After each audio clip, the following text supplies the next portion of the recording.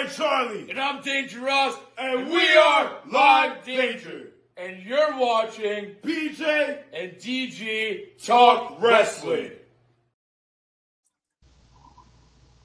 Welcome back. Wow.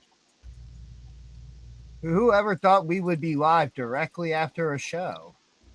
This show evoked some emotions in me, and I have to get it out. I have to vent before tomorrow. This can't interfere with the actual SummerSlam event. I have to get this off. So we will be giving some final thoughts here before night one of SummerSlam, which we will be live for tomorrow, 15 minutes before showtime. That's right.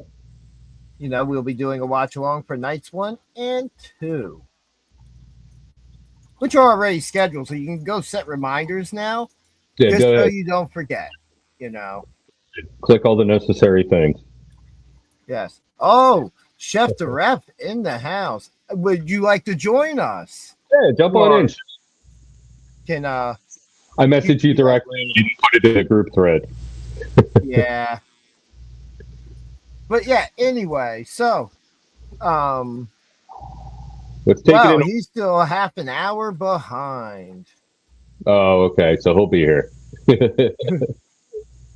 But yeah, man, do you need the rant alert here? No, not yet. You'll know when.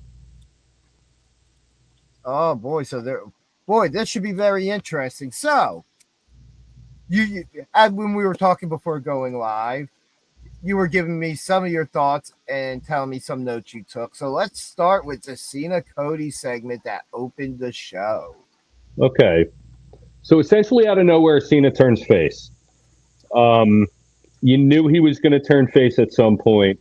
You just didn't know when. I'm seeing branching possibilities here. At first I thought Cena's lying. He's lying. He's trying to draw Cody in, you know. And then I'm like, wait a minute. They're going to have to do this eventually. Maybe he's not lying. And then I'm thinking, if he's not lying, The Rock isn't going to be happy about that, and he's probably going to show up tomorrow. Either way, I'm thinking we might see The Rock tomorrow. Having said that, this opens up the door for a potential Cody heel turn and Rock.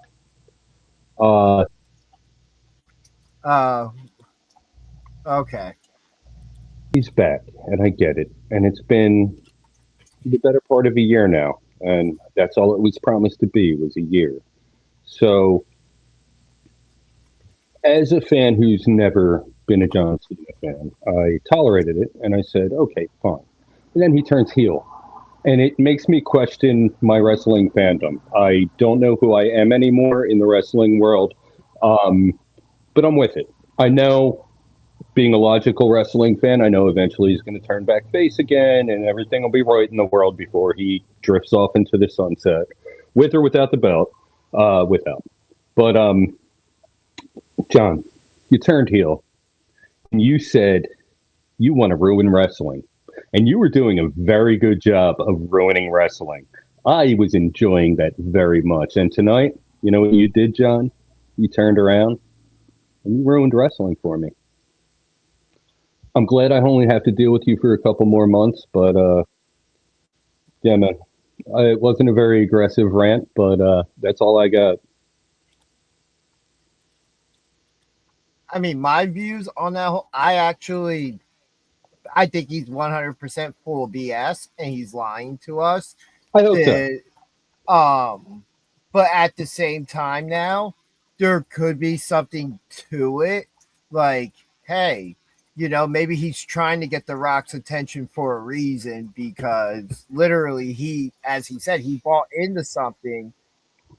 Where's he been? He just got literally suckered into a title defense.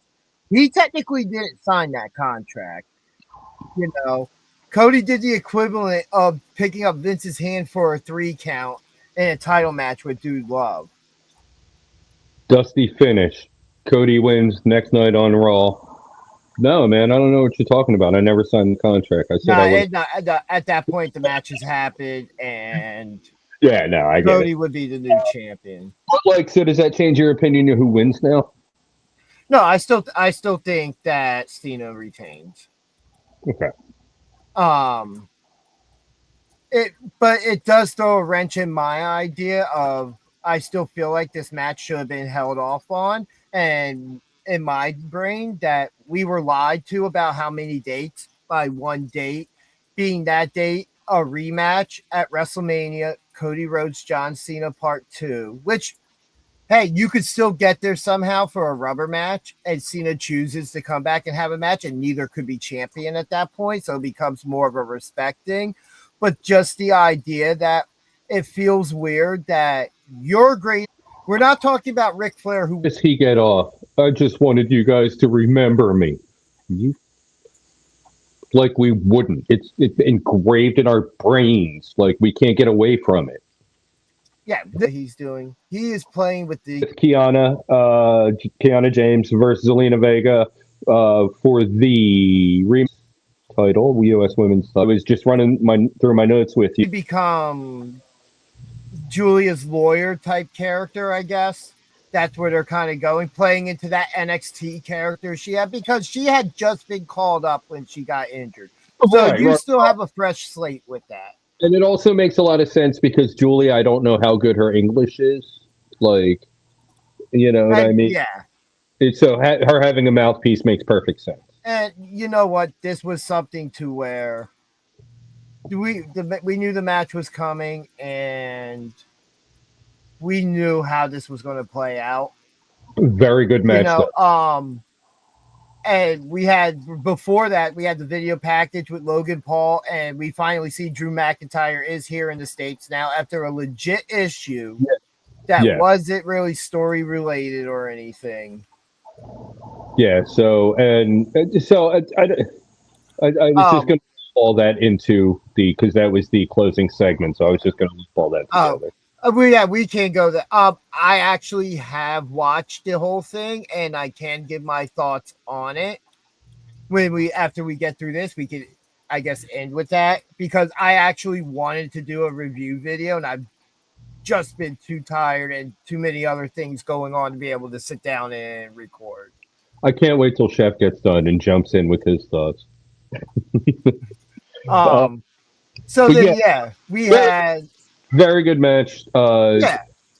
You knew how it was going to end. You know, like the writing was on the wall there, but very good match. Yeah.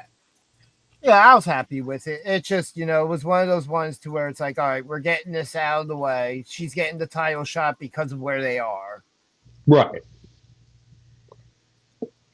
Jersey represent. All right. So I will just now. Oh, whoops.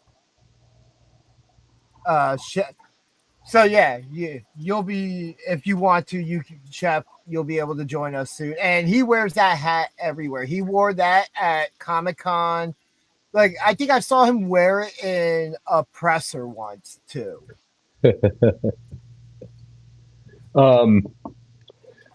Los Garza, Psycho Clown, or sorry, Los. I'm looking. Hold on, I got you. And they decided tonight to have an open challenge to audiences who might not be familiar with AAA like they did with Worlds Collide. And champion Psycho Clown. And one of my personal, it brings introduction. One of my favorite spots in that, which I love the Psycho Clown mask because it's obviously a dedication to Gene Simmons or something like that, where he ripped off the mask off the mask. Like, I thought that was really cool. That was something I don't think we got to see during Worlds Collide. So, in my notes here, and these are just, I'm actually just going to say what I wrote down in my notes here. I get it, but why? Like, I get it. Like, I don't need you to explain it to me, but why? Come on. Like, I know, okay. I give you credit. You're further along with it than you are with Tony Storm. So they're trying to get eyes on AAA, and that's fine. But like, Sure, Iguana was over and everything. Personally, it's not my thing. I get the appeal. I understand. I hate it, but I'm not gonna like not watch something because one wrestler is on. So, You were know, you also not a fan of Mr. Sacco or Santino's Cobra? that was different. It No, was. it's It was. really not different. When did Sacco or the Cobra come out toward the finish? When does the iguana come out? The whole time he comes out with it. He had it in his mouth the whole time he was in the ring for the most part. No. For me, what makes it really fun just to watch him is how he keeps the iguana with him the entire match. Like, not only do you have to worry about a million other things that could be going on in the ring or at ringside, he somehow keeps that iguana with him at the whole time. Like, I'm watching that match and just waiting for it to disappear and not be seen again, you know? And no, even when he went flying over the top rope and got caught and power bombed into the apron, he dropped it for the power bomb into the apron, and then it was still right there next to him. And Fun this match, is though. you Fun can match. hold a teddy bear with you while you're wrestling, like like All right. So just real quick, what about Pepe and Chavo or Moppy and Perry Saturn? that was different. That was a punishment. I don't know about the case with Chavo and Pepe. I think there was a time there Yeah, no, but where that Mexican brick pack had him feeling good. there's differences. Mexico has. That's nonsense. We'll see Mr. Iguana again. Moving on, the on paper dream rivalry. And this is about the time you messaged me. Was there, and the match we're talking about is Damian Priest and Aleister Black. And wow, like, I'm disappointed with the end of the match, but boy, does it set it up for things to go further. And all I'm going to say is, and I said this to BJ in our messages, this feud can only end one way, and both these men are the right people to carry on the legacy of this match, and that is a casket match. I think they could both fit it really well, especially Aleister Black. Book it, you cowards.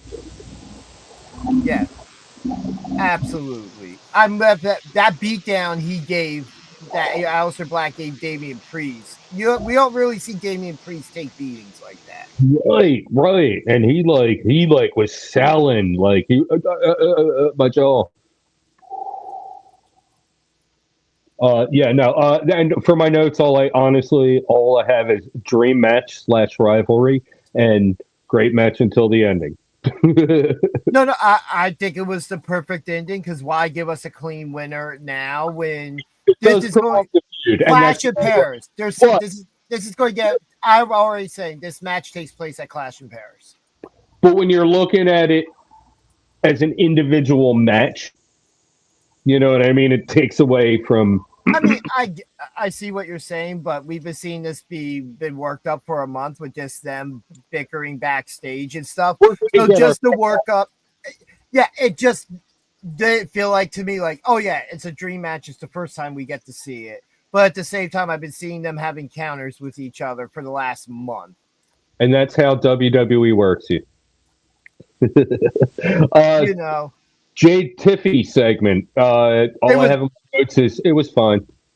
Yeah, I really something to say because there was something I liked about this, and it's the same thing that I said during the show this week with Gunther and Punk. There didn't need to be any physicality. Yeah, and that's the thing. Like, it doesn't have to be. I love it. Promo this brawl, or it doesn't have to be anything huge. Yeah. And then after that, we had Tonga, how I like to call him the taller Tonga, and Jimmy Uso, which was a fine match. Who is people at WWE? Honestly, like I don't know.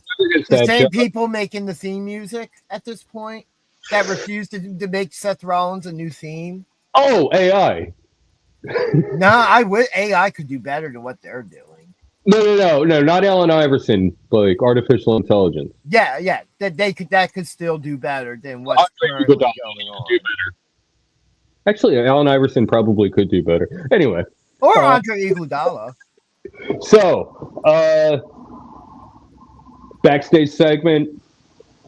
I honestly wasn't paying that much attention to it. Well, hold on real quick. So even with the after, it's what happens after the match. That's really the more important part. So throughout the entire night, we have a steel cage hanging over the ring, and you have Joe Tessitore and Wade Barrett. Props to them because they kept bringing it up. Like, why is this here? There's no cage match on the show. At least probably for us fans to see. There's probably a dark match cage match that's just ending right now. Yeah, because they do dark match cage matches. I've been to a show where they did a dark match cage match before. Really? Yeah. I wouldn't have thought they would put that much expense into something that nobody's going to see. It happens every once in a while. Interesting. Especially if they have it there for a reason, and which they now did because they used it in a spot after Talatonga defeats Jimmy Uso. We'll get there. I was very impressed with Tala. Yeah. I haven't seen a lot of them. What was he, an NJP dub? Hikuleo. Yeah. Yeah, Okay. yeah. New Japan. So I haven't seen a lot of them. Ending sequence, A+. Like the way everything went down at the end. Okay, we're there. That's all I wanted to say in the middle. Yeah, I was really impressed with Tala, and the way everything came together at the end was just absolutely amazing. Yeah, I love the one thing that I did catch after Jacob Fatu comes out to make the save as they're lowering the cages. They did have to stop the cage because they lowered it a little too quickly. But by the time I realized Jacob was already in the ring, because I had looked away because I was typing my notes. So by the time I looked back, he was like in the middle of the walkway and he was just getting into the ring and standing up. So we were backstage. I think. Yeah. He loves that hat, man. He wears that hat everywhere. I've seen so many clips of him in it and stuff. But yeah, I like how they did all that.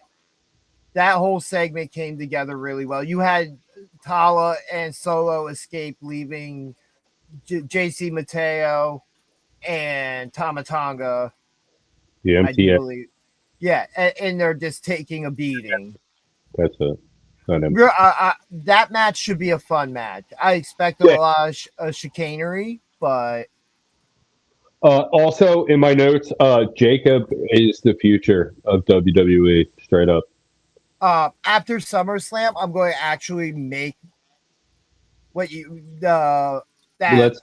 Let's not talk about it right now. Oh no, I'm just saying I'm waiting until after night 2 to do that. Yeah, maybe after Raw, because I feel like SummerSlam's going to be a good reset. Yeah, exactly, and that's going to be a good opportunity to we'll talk about that later. We don't want to give anything away. We're not friends. I really enjoyed this segment. The bickering is... They work well together. It's very charming. And I hate Charlotte, but that bickering is very, very charming. I'm not a Charlotte fan at all.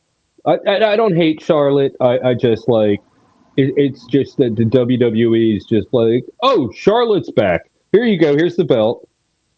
Hey, in all honesty, that hasn't happened yet. She's been in the spots, but hasn't won the belt.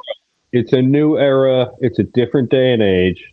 So I heard an interview with her on Busted Open this week. I think it was today or yesterday, and I saw another interview. And the way her mindset now is completely different. I mean, she might have even said it on Unreal, which I'll talk about more later.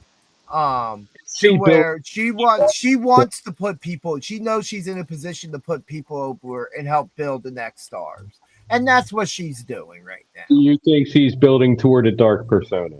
There's been rumors of that floating around. That's only because she's teaming with Alexa. That's the only I reason why.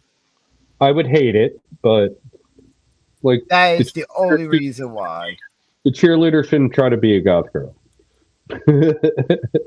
But like they have some chemistry together. Whatever's going on with them is working out really well. And I wouldn't mind seeing them have a run with the tag team titles to lead to the split up of them having a match or a feud going into WrestleMania. Who did That's I the pick?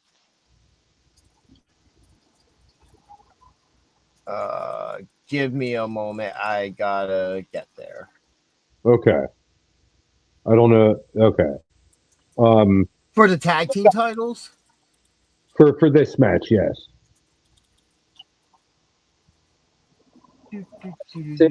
Judgment Day. You picked Judgment Day to retain. I want to change my pick after that promo. To We're Not Friends? Yeah, I'm the same Which, with tonight, except that.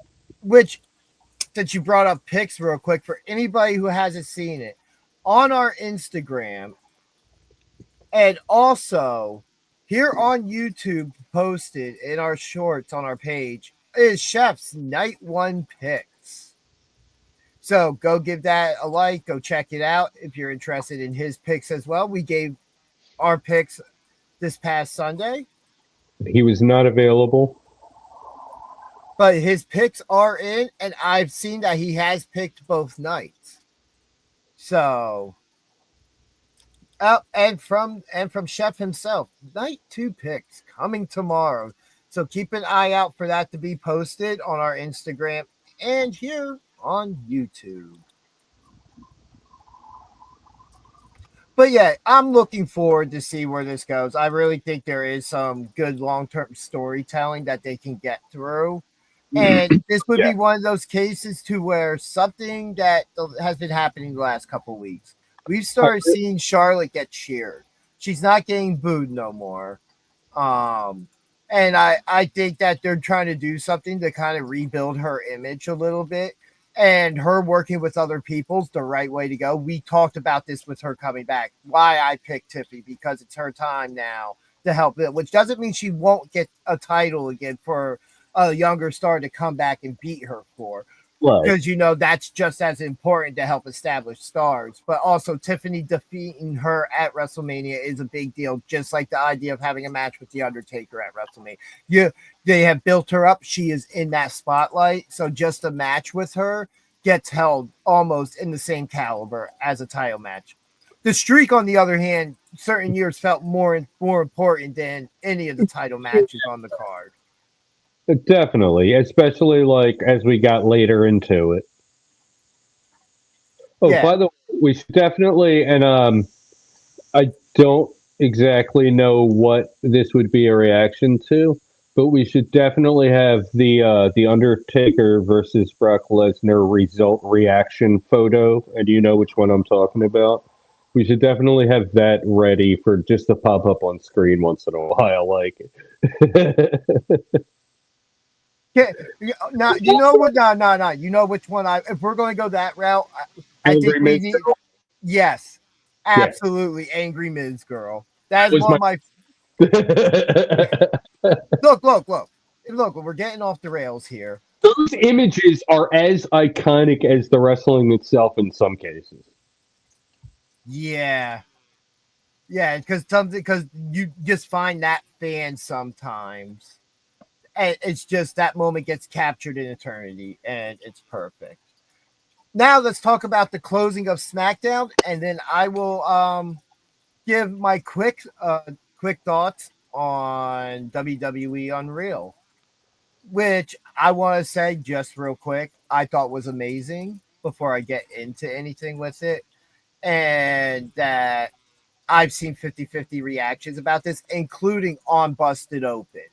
Because that was a conversation all week on the show, and it was very interesting hearing the views, at least on the core show on Wrestle Nation, because my headphones start to die and I can't really listen to the channel all day. I'll be listening tomorrow, though, before we go live, because they'll be live from SummerSlam Parking Lot F And there should be that. Those shows are usually a good time. So.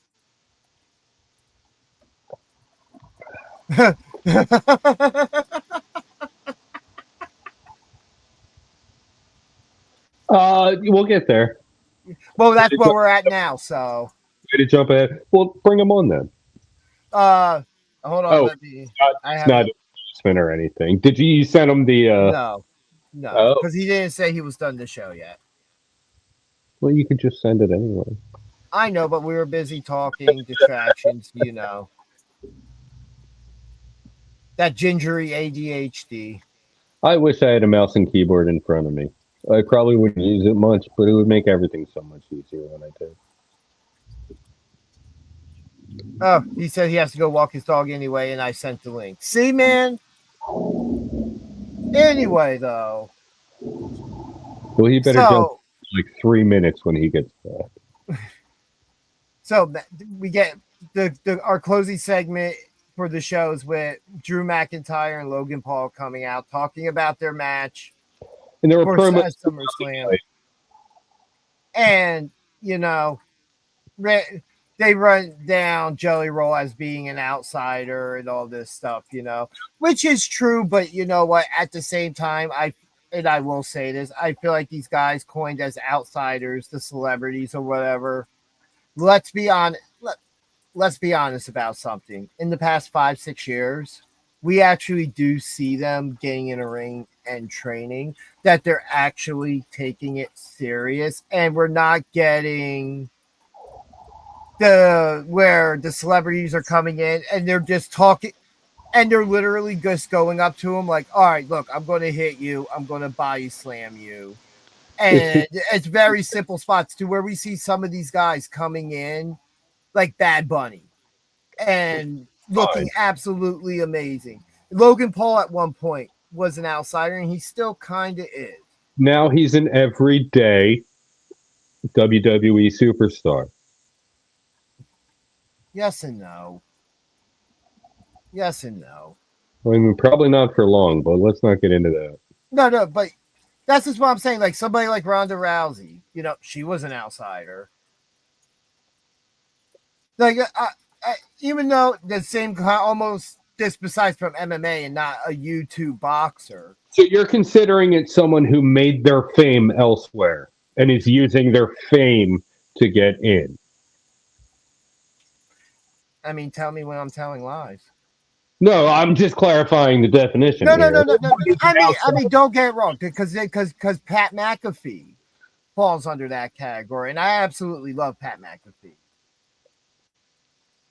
You know, let's not get that wrong by any means. I love the energy he brings, but you know, we've seen him get in the ring. We're not talking about somebody like we're not talking about somebody like Shaq, who's just coming in to do a choke slam or a table spot, or something like that, or you know, like Floyd Mayweather.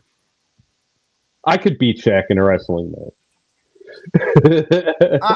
I'm just saying, like, there is a difference, and when we're seeing reports and legit people and video of seeing somebody legitly training in the ring with actual wrestlers, like, all right, cool. That means you've been putting in the work the last couple months. This has been planned, and you've taken it seriously. We're not talking about somebody like Travis Scott who can't even show up or take it seriously. Yeah. And it was kind of that's the opposite spectrum of it, right? The Snookies of the world, who was really bad. Drew Carey was great. Mickey Warwick was good. Yeah. I'm saying we go into that. We're also going to be talking a lot about the guest GM era, to where they were they were being brought into that. Almost like 60-40 guest GM era versus everything else. Yeah, you know, like that GM era was very good. We don't have the time for that deep dive. But I'm just saying, like, when it comes down to it, yep. Hey. What's going on, man? We're just discussing outsiders at the moment, and not the Scott Hall, Kevin Nash style one. Understood. Just the comparison of some of the like back in the day where they would come in, they would have a couple spots, but they're not really having a wrestling match, to where now we see the guys come in and they're actually having a match. It's just not that, like, like Donald Trump taking a stunner. Yeah. It's a stunt appearance, stunt casting, stunt in Hollywood all the time. There's just some things to where it's like, okay, cool, but you did this just to do it. Yeah. And we were watching that segment together. Logan Paul did make good points. Let's not get that wrong. But he has to remember, just a couple of years ago, that's how we were looking at him when he faced Roman Reigns and Saudi, right? A couple years ago, he's put the work in. I'm not questioning, but I'm just saying he has to remember that's how we looked at him at one point. No, he's a hypocrite. He's not going to remember that. Yeah, and either to am some I. extent, we almost still do. But Jelly Roll is a total, like, okay, he's coming in, he's putting in some work, but Jelly we have Roll to is wait. just going to be there for this. Yeah, I mean, but yeah, we know what it is, but we also have to wait and see. We didn't think we would see more than one match out of Bad Bunny. Bad Bunny killed it. He's one of the exceptions. There's been a couple, I feel like, exceptions in wrestling recently. Stephen Amell, David Arquette. David Arquette was garbage. No, he's good now. Yeah, well, yeah. But if we're talking about 2000 and because of the damn Ready to Rumble movie, don't get me started. That Lawrence Taylor Bam Bam back match was impressive. Yeah, but again, but that's a different era, and that was a guy that could handle taking the Bam Bam bumps. Right. Yeah. And as Chef said in the chat, this match is going to happen. Yeah, that's the takeaway here. Oh, whether you agree Tyler in the chat, how you doing? Whether you agree with Logan Paul or not, this match is going to happen. Yeah, Drew's back. We're all good. Let's go. But what little I've seen so far, and pretty much it's been a choke slam and a couple other things. Jelly Roll looks like he's learned what he needs to learn. So whatever spots they have set up for him, they're going to make sure he looks good. I would love to see them handcuff Randy Orton to like the ring post and make Jelly Roll have the match. Oh, I'm in for that. I'm just saying, I'm in for that. No, and then like six more dudes come out and start beating on Jelly Roll. Oh, I'm not in for that. Come on, man. Come on, man. If anybody follows a page on Facebook called the Sports Memery, he has lately decided to manufacture himself a beef with Jelly Roll, which has been quite entertaining. Jelly Roll obviously has no concept that this beef is even going on. But it's been quite entertaining on the one side. Following now. There you go. Look at it. Just going to follow and put it down. And when it pops up in my feed, I'll be like, what is this? Because that's my reaction to whenever anything I don't recognize pops up in my feed. What? I didn't follow this. Okay. Sports Memory. But yeah, overall, Smackdown was a really good show. It was a really good go-home show before night one of SummerSlam, which is going to be, I'm really looking forward to it. We do know that tomorrow's main event will be CM Punk challenging Gunther for the World Heavyweight Championship. Yep. I'm sticking with my Gunther pick. Again, if you want to see his picks, they are posted here on YouTube in our shorts section. And if you follow us on Instagram, you can find it there as well. Excuse me. Yeah, I have to. Speaking of that real quick, there was a really good match today. As when I was at work, I only got to see like half of the show, the WWE ID matches the show that GCW did.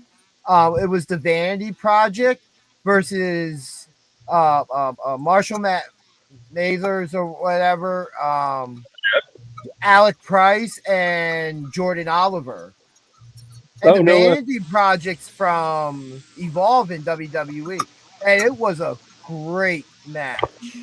The show was also the crown the first ever WWE ID champions for the men and the women. I gotta go back and finish the show. So you But were when I about that new WWE show. yes, WWE Unreal. Yeah. So as I said earlier, show was absolutely amazing. I enjoyed every moment of it. My worst takeaway is they gave their government names on the show. I was fine with that. Well, That's that's cool. pretty much common sense, though, unless you're a luchador.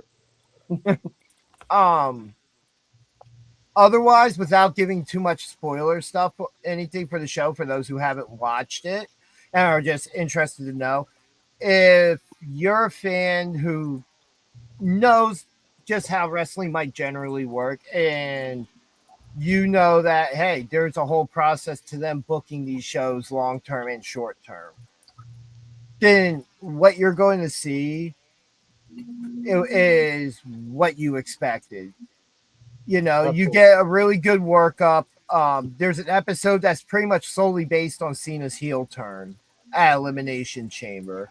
They And do that's episodes that lead up to both the men's and women's Rumble matches. Yeah, they have the episode. Just a lot of really good stuff. Especially if you're interested in how the business even slightly works behind the scenes, I don't feel like that they pulled the curtain back too far. If anything, they just opened it like this and gave us a sneak peek in. You know, we got to see how some stuff works, how they do stuff in Gorilla, which was very interesting to me. But I'm also going and attending a wrestling school right now. You know, so maybe I'm starting to see I just see it in a different light, but I don't feel like it pulled back the curtain too far. I don't feel like that as a magic term, they did as a magician, they didn't reveal the tricks. Just like anything else now, and especially with fans, most fans now know it's a TV show unless you're under the age of 10. Going beyond what they pulled the curtain back on, I liked my favorite thing about this series was the way that they told the story, the way they took you from the Royal Rumble up through WrestleMania with flashbacks and everything, going back to key storylines and leading you up to through the last episode up through and into WrestleMania. I thought that was really well done the way they pulled that off. Yeah, I really do feel like they did an amazing job. They did say they on the show at the end there could be a season 2. I'm really hoping there is because I would love to see like now it could season 2 maybe being from WrestleMania now to SummerSlam. Or maybe like even not even from WrestleMania. If they don't want to go that far back, they could go back to Money in the Bank, or like I'm just thinking because now if you look at how they even say in the show, WrestleMania is their Super Bowl, right? Mhm. So Yeah. after night 2 of WrestleMania, the season ends. And as even Triple H said in the presser after night 2, hey, I had 10 minutes to enjoy this, and then I was handed a whole stack of papers for tomorrow night on Raw, and the season kicks off again. Yep. So quite literally, you could do season 2 as the workup to SummerSlam. So you go through Money in the Bank. We get to see the process of them picking the winners for the men and the women. You know, which by the way, I will talk one segment on the show because it's been a lot of memes out there, and even the Netflix social media pages when it's come to this has played it. There is a conversation when they're talking about the women's Royal Rumble, and I have a love-hate relationship with the idea that was pitched because it's something that's never been done before, and that is say number 28 and 29 are in the ring and they're fighting. And they, for whatever reason, double eliminate themselves. And number 30 comes out automatically and is just declared the winner because there's nobody left in the match.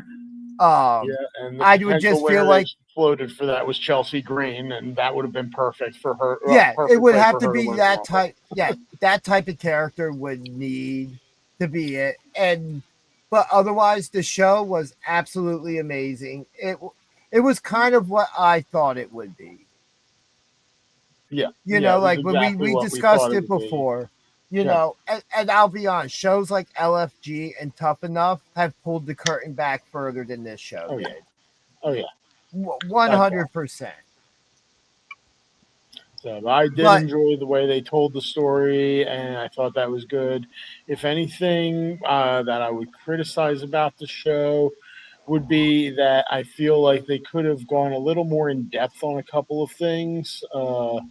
Like they feel like they could have, but I understand why they didn't. To not pull the curtain back quite so far. But if they do go back for a season two, and it is like a WrestleMania 2 SummerSlam length, and they do more episodes, then maybe we get a little more in depth.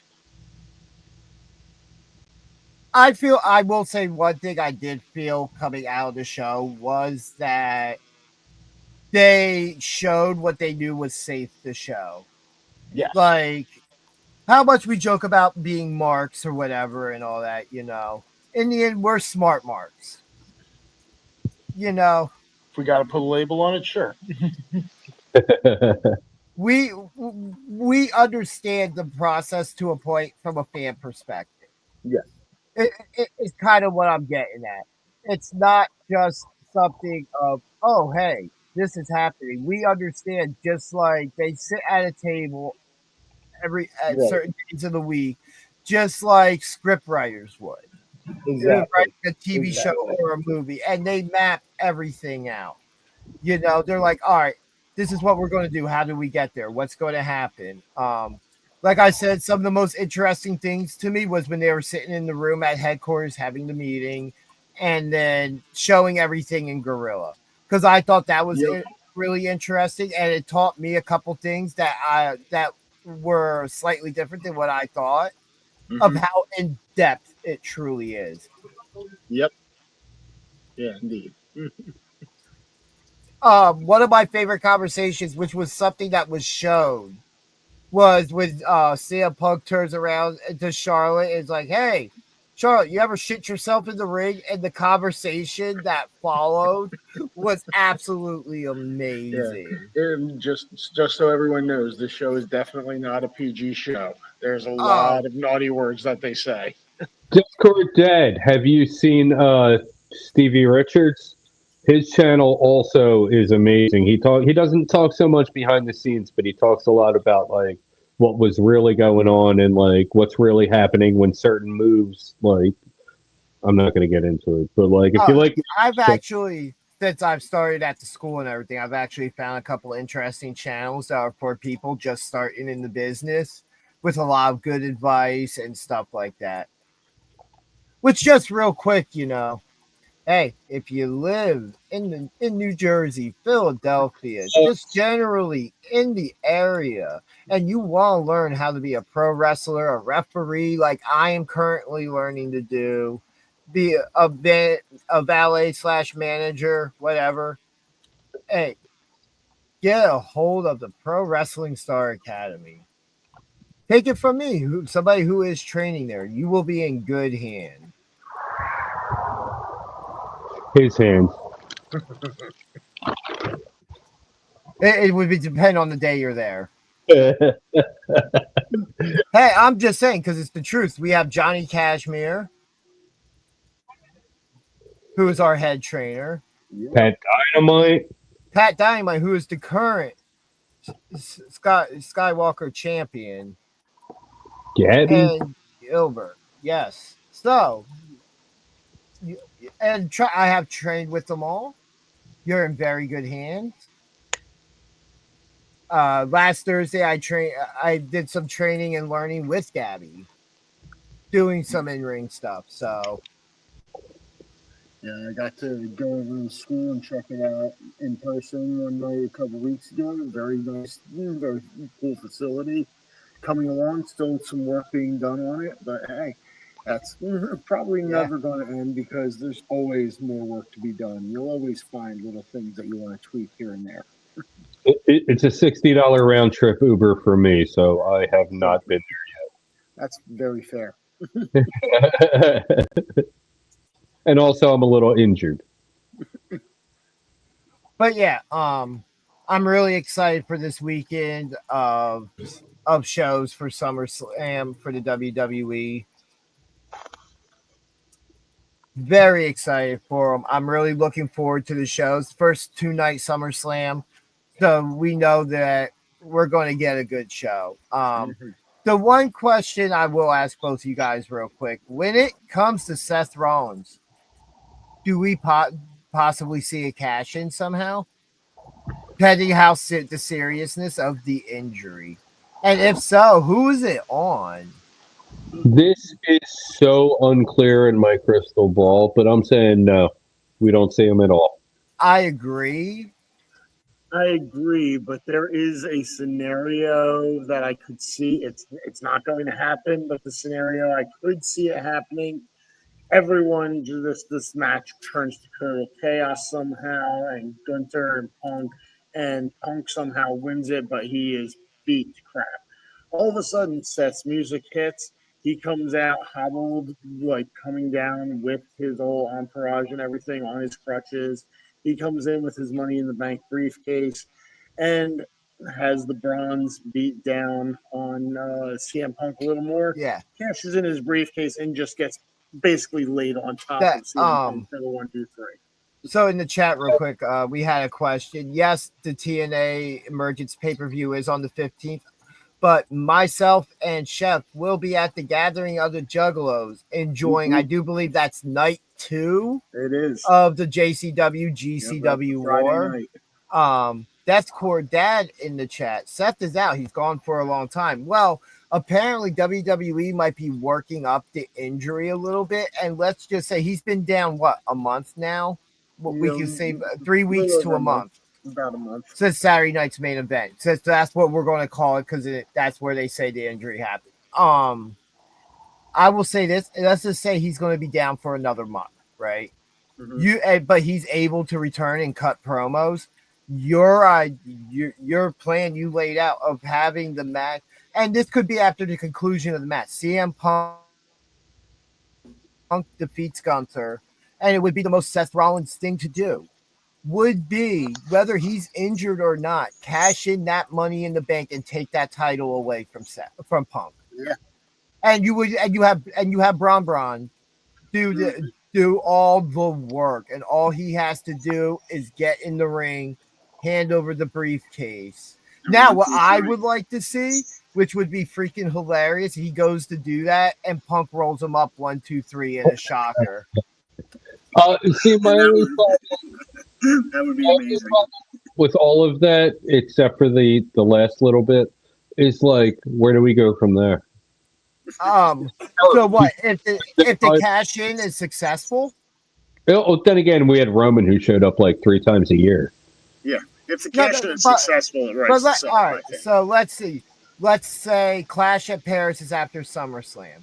So let's just say he were to skip that show from defending the title. You can still build a good show around it. If he's, he's going to be back, say, before the end of September or if somewhere's in the beginning of October, I would be fine. Or what you do is like I said, he cashes in. He purposely does it to take the title off Punk, and then is forced to. And he's like, guess what? I know I'm injured. I know I can't compete. I only cashed in Money in the Bank so he couldn't have the championship because his hatred for Punk is more powerful. I get that, but so then what? Immediately strip him? Like, that makes for like super bad.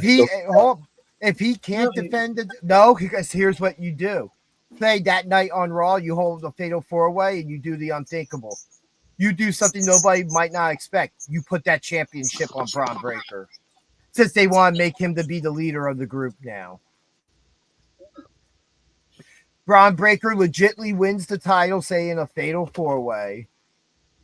And I do agree, it's kind of silly, but it could play up a storyline. because Seth Rollins, CM Punk could be a possible WrestleMania match Yeah, with how heated this feud is. So it's just about possible WrestleMania matches tonight. no, but I'm just saying, because what was the point of CM Punk getting involved when he made sure Drew McIntyre didn't walk out of WrestleMania with his championship after beating Priest? Right. But that's what I'm saying. But he wasn't winning the championship, but it would be something weird, but it gives you the chance to put that championship on another young guy. Or even better, Gunther just wins the championship back and never has to have a rematch with Punk to get it. You make Gunther a 3-time champion. Maybe. I mean, that's my pick, I believe, if I'm not mistaken. Let me check. Did we pick for that? No, yes, we did. There it is. You did pick Gunther, as did I, but I think I'm actually changing the Punk. Okay. Because even if there's no cash in, I think a CM Punk title run to where we now know when Seth Rollins returns, we know where he's going without telling us where he's going. So the Discord data, apparently the original plan was going to be Roman Seth at SummerSlam. That was where the plan was originally going, and then maybe you do the Usos versus the Bron-Brons. That'd be fun. What was that? So the original plan being Roman Seth at SummerSlam. Maybe you do Jay and Jimmy versus Bron. Yeah. Yeah, that sounds right. At SummerSlam. Oh, by the that- way, I just want to point something out that we didn't mention on this past week's show, because we're probably about to be logging off in a few minutes here. Yep. That the 16 TLC match is also this SummerSlam's the 25th anniversary of the first ever TLC match. Nice. And also something else I'd like to point out, that when Bray Wyatt as the cult leader, Firefly Bray Wyatt made his debut at PLE or pay-per-view debut at SummerSlam. The Fiend character made its wrestling debut at SummerSlam. And now the Wyatt Six with Joe Gacy and Dexter Lumis will be making, within this faction, their PLE debut at SummerSlam. Oh, yeah. I just love the symmetry that comes with the Wyatt story as a whole, that of how they do these little things that somehow. This was all intentional. The only thing unplanned was Bray Pass. Yeah. This is in a notebook somewhere, and it's in Bo Dallas's his house. Yeah. Yes, Roman Seth was the going plan.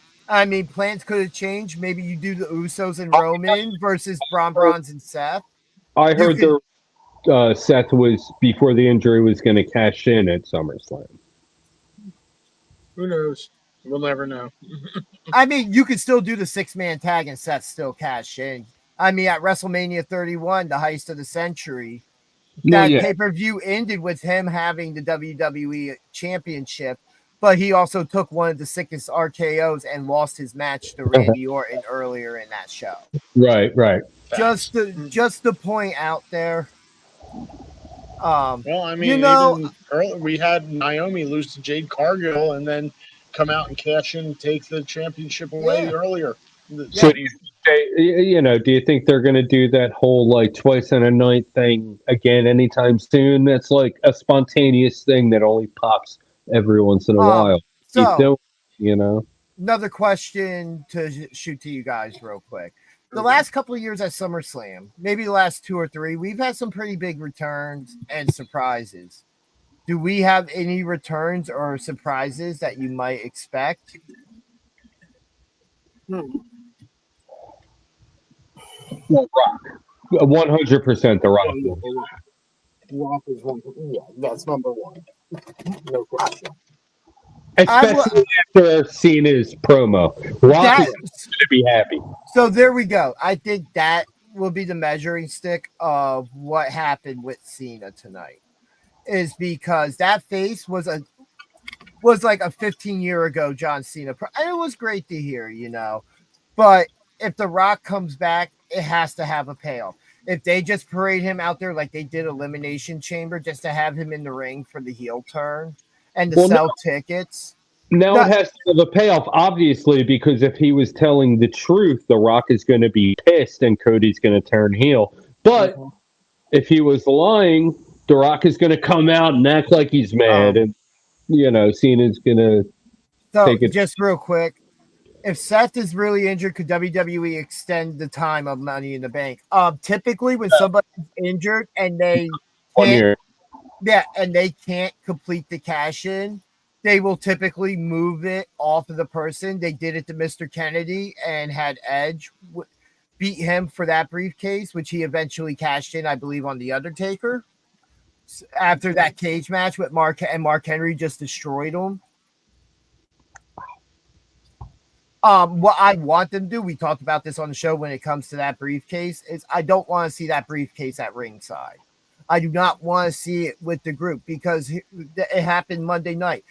Paul Heyman is outside holding up the briefcase, and all I'm thinking during that match is where's Seth Rollins. I mean, I know where it is, but why do I need this? Why do I need this reminder that you're just reminding me that he's injured and that he can't cash it in. Otherwise, they need to put it on somebody else. Like I said, maybe you have another Money in the Bank ladder match and you put it on Braun Breaker. No. 1 a year. That's all we can handle. It wouldn't be the first time we've had because isn't that how James Ellsworth made his name?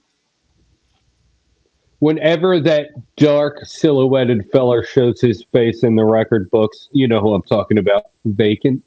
That is my all-time favorite superstar.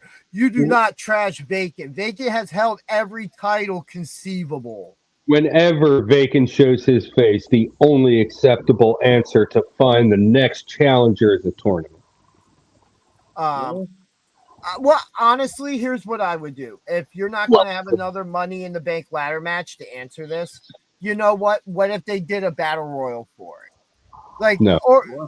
Well, if you have to pull the briefcase off of him, so we just have another Money in the Bank ladder match? Money in the Bank battle royal. That's what I just said, a battle royal. No. 30 superstars. A Royal Rumble. No. Oh, my God. What if he can't come back and you put the Money in the Bank briefcase up in the Royal Rumble? Can I finish? 30 superstars. Briefcase hanging. You could even stagger the entrance. You know what? I have a better idea. Let's just have an Ultimate X match for it. I think TNA might get upset about that. Why? Why would they? Hey, guys, we'll let one of your guys be in the match. Go ahead, use our stuff. No, it's fine. Dude, yeah. No, it's cool. Yeah, use our stuff. Whatever. Oh, awesome. Man, GCW doing great things as they always do. Brett Lauderdale does great running that place, in all honesty. I've been to a GCW show. They are I was going to say this promotion, but certain things prevent me from saying that. I ended up with a lot of broken glass on me, but they're an amazing show to go to. Money in the Bank has to be cashed in within 1 year. I would assume as long as they hold Money in the Bank PLE the same month, they'll do it PLE to PLE. Just that's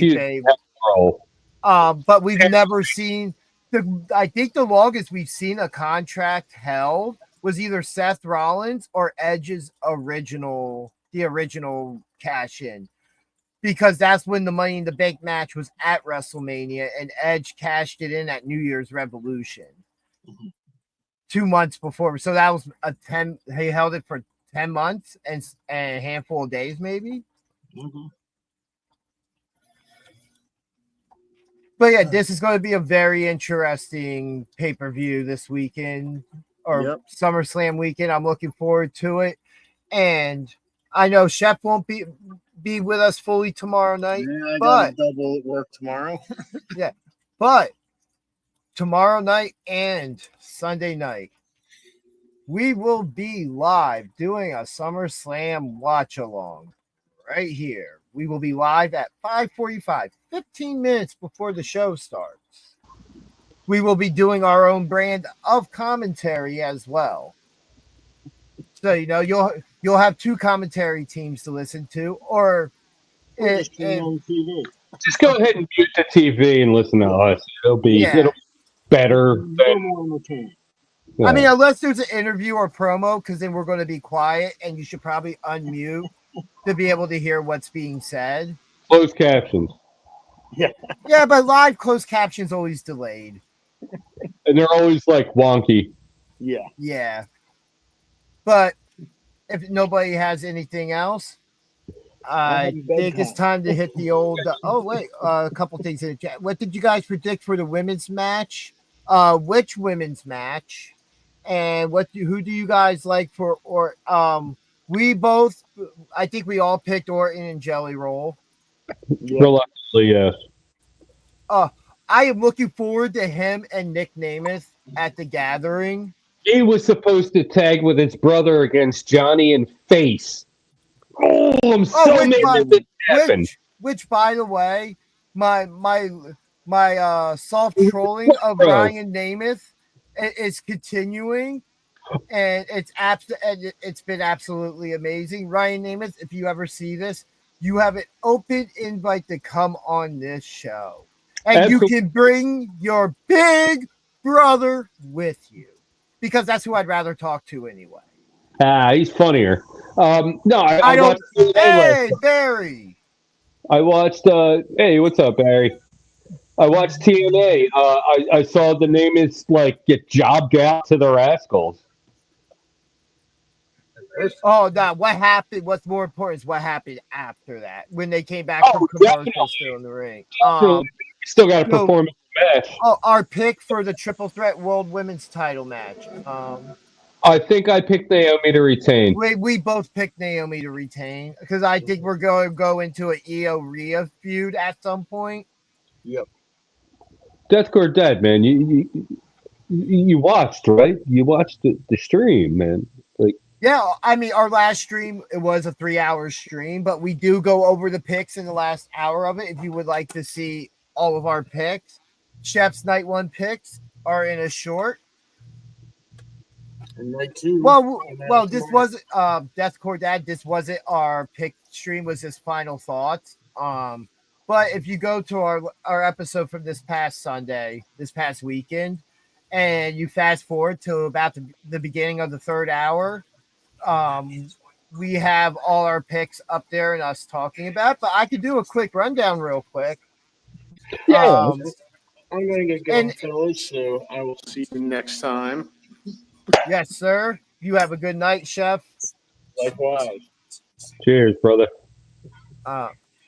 So just real quick, I'll go over our picks again. For the TLC match, BJ picked the Wyatts. I picked an upset and have Fraxium win it because I feel like it's that type of match being a TLC. What just happened? I think DG kicked himself out of the stream. We're going to have to give him a minute. There he is. He'll be back. There he is. I went to grab my mouse to scroll down, and I hit the side button on it. Yeah, I picked Fraxium for TLC match. Sammy Sauce. Sammy Sauce. See, I can't even talk now. Sami Zayn versus Karrion Kross. Me and BJ both have Karrion Kross winning this. Hold on. I don't know the contract situation. So it has been confirmed. They did add a stipulation to the match. If Sammy loses, he has to admit he's lying. I know. No. Cross's contract is up this month. I'm not convinced that he actually hasn't re-signed. I know he's not one to fully kayfabe everybody in these situations, but I wouldn't be surprised. And even then, I could still see him winning, and then you can have Sammy. Yeah, you can still have one more match. I'm sticking with Cross. Roman and Jay versus the Bronze. I have Roman and Jay. You have the Bronze. the United States title cage match, you have Solo. I have Jacob Fatu winning back the championship. Wait, I don't have Solo, do I? Yeah. Oh yeah, I did pick Solo. I'm sorry. For the women's Intercontinental Championship match, we both picked Becky to win. Reluctantly. That I've heard the opposite of that, and just that he's given his material. As we just went over for the women's tag team championship, we both have We're Not Friends. The Intercontinental Championship match, you have Dirty Dom retaining. I have AJ winning, especially now with the pop he got in AAA, and that there's reports they are actually considering putting the AAA championship on him after the reception he got when he attacked Dragon Lee and Unmasked. The pop he got was equal to when he was at the height of his booze. Like that was what it was, almost a Stone Cold pop. Wait, so you said you're picking AJ? Yeah. Okay. We just said we both have Orton and Jelly Roll. You have Gunther. I changed my pick to Punk earlier on. We both have Naomi retaining. We both have Jade winning, and we both have Cena retaining. We're starting to think alike. Well, the cards right now, are pretty much what they are, and some of these matches, like the Jade match, I've been calling Jade to win the title at SummerSlam since WrestleMania. Yeah, there aren't a lot of toss-ups, I think I remember when we were doing a couple, like my biggest toss-up was probably TLC, in all honesty. That's a tough one. Honestly, everything like the winner really just jumped out. Like, I do expect some of our picks to be extremely wrong, though.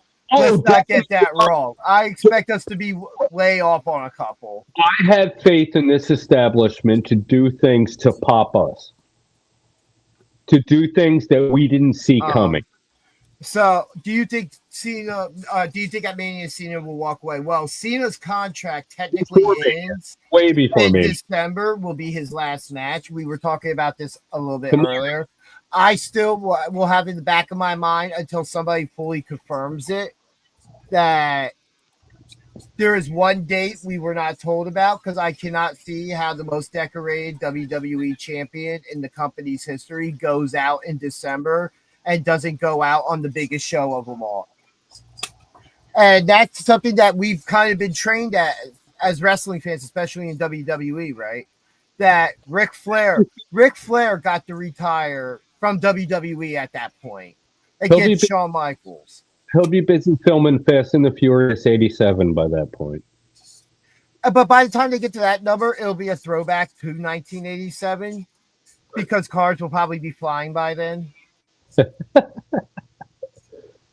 But yeah, those no problem going back over our picks. We still have archives rooting for Joe Gacy. As I said on the show on Sunday, me picking Fraxian was picking a team I felt like that could do really well in a TLC match, and it's nothing against the Wyatt. I said I want the Wyatts to retain. I just wanted to go a different route because it really would mean something in that situation. And that's a team that could be one of those matches to where, Fraxium's the young boys. They don't have the experience to win this. I think, okay, so logically you think, where do you go from there? A 2-on-2 rivalry, Fraxium versus Wyatt. But then, I don't think there's enough to go with there. You know what I mean? Yeah, but the way that division has been built on TV, that entire division's very competitive.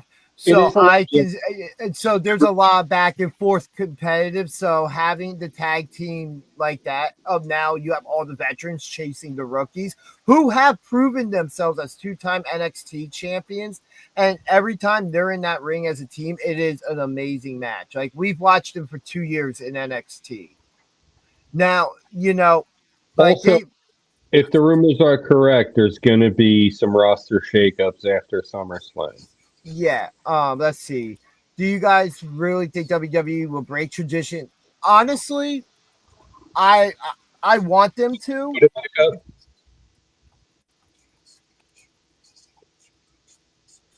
Okay. We've had this conversation. I really want them to because I think it creates an interesting situation where, especially giving the timing of it, if it's the last, let's just say it's the end of December. Cena has his last match and he does walk away as champion. You now have the chance to do something that hasn't been done since 1993 and use the Royal Rumble to crown a new WWE champion. You can now remodel the WWE Championship, introduce a brand new title. It doesn't hurt the lineage any of it. It's just Cena goes down that he retired as champion. Nobody in that 9-month span he was champion could defeat him. It's something to say. Like we did just have Sting retire earlier this year as one half of the tag team champions. We had Bryan Danielson run as champion to be retired, basically losing the title at this point. Whatever happened to that Jeff Jarrett retirement angle? I was all about that. Who? You were all mad about it, though. No. I was mad. I was mad because we were seeing two similar angles going to be playing out, and AEW probably dropped it because of the John Cena angle. Let's be perfectly And now we're probably seeing two more of that same angle playing out right now. So, it would literally break wrestling. You know what? I don't think it would, because if it's something that's rarely ever done. And it would be so, and I only think it happens if he stays heel. If he stays heel to the end, I think it's because it makes for a very interesting story. Because we're going from a almost 4-year title reign with Roman to we had the year-long reign with Cody to this 9-month reign with Cena, and now we don't know who could be the next champion. You can have a tournament to crown a new champion that ends in a match at the Rumble to crown that new champion instead of using maybe the Rumble match itself to crown the champion. Because we're only going to be without WWE champion for 30 days because the Royal Rumble's February 1st or 2nd or something in Riyadh. Right. It's like it gives you time to build up a story. And even then, the story being, oh, did Cena really ruin wrestling? If anything, that's going to bring people to want to watch. It could make people very interested because now we're going to be in a situation where we're completely crowning a new champion. Which in that case, my vote goes to Jacob Fatu to win the WWE Championship. I'm praying that this whole Cena thing. Oh, okay. That this whole Cena thing is a work. Is legit. And Rock gets pissed. Cody turns heel. Cody wins. Like, that's my heart wants that. So, just real quick, what if it's not Cody turning heel and it's The Rock bringing in somebody that he has now picked who he's now picking as his champion? I'm just going to say, what if it was Seth Rollins? Drew McIntyre. No. Pick someone who's not already wrestling. Somebody who's not. That's the problem. Like Nakamura. No. That would be interesting, but no. No. Like it's hard to pick that one person, especially if it's somebody who's not heavily featured, but somebody we could see be in that spot. Somebody. I don't think it's Cody, and that's only because of stuff that's been said recently by him. And I feel like he's the number 3 most over person in wrestling right now. Number 2 being Jey Uso, and number 1 Will Ospreay. Because those crowd pops that they all get is absolutely insane. And even Cody says Jay gets better pops than him now. I'm just, has nothing to do with anything, but I'm just super disappointed right now because when are we going to have an opportunity to talk what happened on AEW with the Hurt Syndicate? Like that's just going to get forgotten on our page. No, it won't, because I have notes that it happened. It's not like that was so much like it's not like we lost a half hour of Collision. Which, by the way, real quick, since you did bring up AEW, congratulations to the Proto Star and now the Proto Champ, Kyle Fletcher, on defeating Dustin Rhodes to win the TNT Championship last night. Otherwise, SummerSlam, both nights look like they're going to be really good shows. I can't wait to revisit more in 4 months the Cena conversation, especially if he is still the champion. Because to me, I feel like I get doing the rematch at SummerSlam from WrestleMania, but I really feel like if they could probably talk him into figuring things out. Look, one match. We want to let you go out at WrestleMania on the biggest stage because that's where he deserves to go out. That's Cordad. SummerSlam starts at 6:00, so I'm expecting like a 10:30 in time with the presser starting shortly after that. Right. You know what though? I kind of figured Archives when Dustin won it wasn't going to be a long reign. That they just wanted Fletcher to win it in a one-on-one match, and for All In Texas, they let him win it. That's a big moment for him. That night at All In, another Rhodes got to finish their story.